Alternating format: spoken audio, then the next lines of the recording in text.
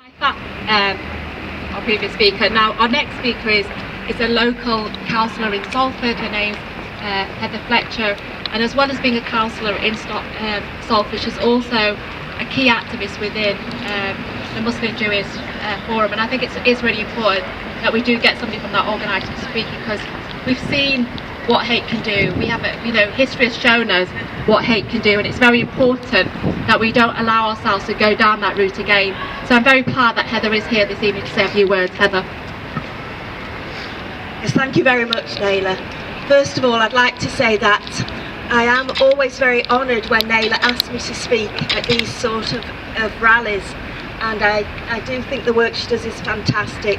However, I was going to say I pray for the day, but I'm not religious, so I look forward to the day when we don't have to have rallies like this, when people stand together automatically and there's no need for these sort of rallies. Yes, as Naila says, I am the co-chair of the Muslim Jewish Forum of Greater Manchester, and because of that we organise a lot of events, and many of them are social events where we eat and chat together, and people say, well, what's the point?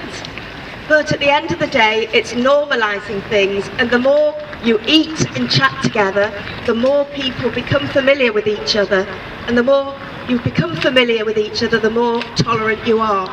And it is being tolerant that we all need to be. And I'd also like to mention that I went to Bosnia 14 months ago, and my eyes were opened to the Bosnian genocide, which happened only 22 years ago. And people said that it should never ever happen again in Europe, but unfortunately it did. That trip was life-changing for me. I really couldn't believe how quickly an integrated society where Muslims, Jews, Serbs, Croats all mixed together suddenly became a disintegrated society. And what was the reason? The reason was people spread a message of hate. So my final message to you today is we must challenge hate from the outset so it doesn't go into anything worse.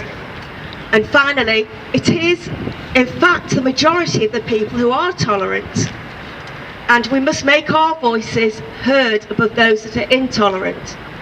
And as Anne Frank said, that at the end of the day she believed people are really good at heart. So we must spread that message of hope in this hour of darkness. Thank you.